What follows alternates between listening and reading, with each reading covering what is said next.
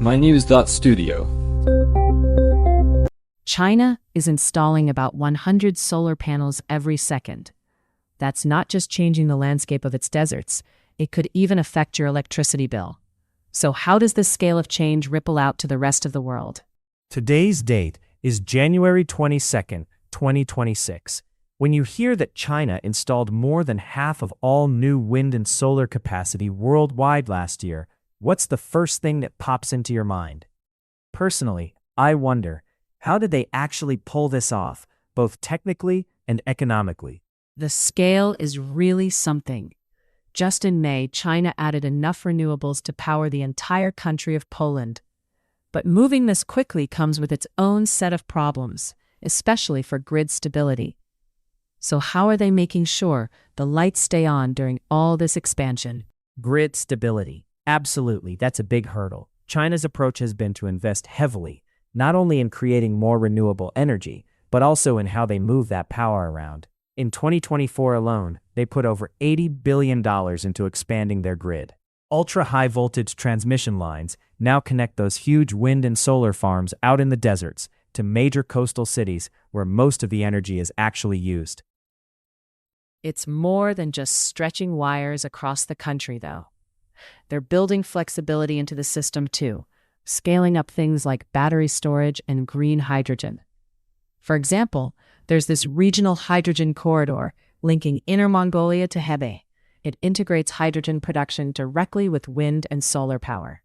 So, does that mean coal is completely out of the mix now? Not entirely. Coal plants are still running, but their role has changed. In early 2025, they were operating at just 46.4% capacity on average. So, instead of running non-stop, these plants now act more like backup, ramping up or down depending on what renewables are doing. It's a significant decline, but not a total shutdown. And what about areas that have relied on coal for jobs and local economies? How are they coping with this transition?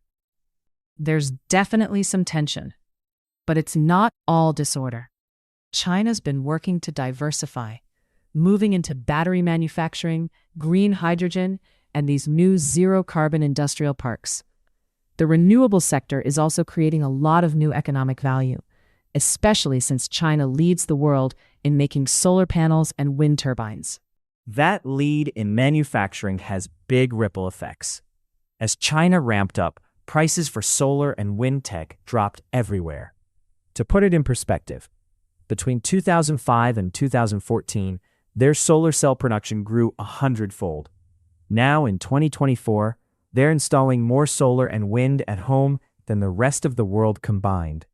What's that doing to global supply chains? It cuts both ways.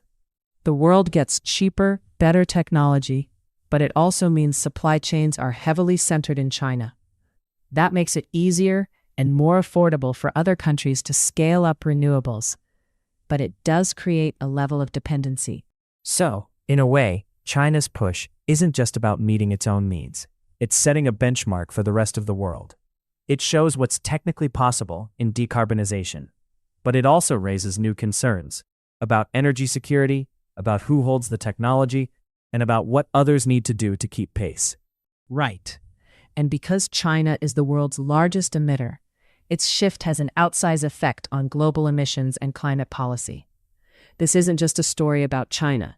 It's about how the entire global energy system is evolving and what the future could look like. So, to sum up, China's rapid build-out of renewables is transforming how power grids are engineered and changing the economics of energy worldwide. They've kept the grid reliable by investing in infrastructure and flexibility. They're steering their economy toward new tech sectors, and they're driving prices down globally, but also concentrating supply chains.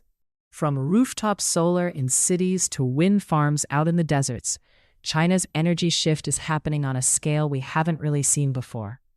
Thanks for joining us as we tried to unpack what's driving this transformation and why it matters well beyond China. Thanks for listening. This episode was brought to you by mynews.studio. Feel free to try it out for free.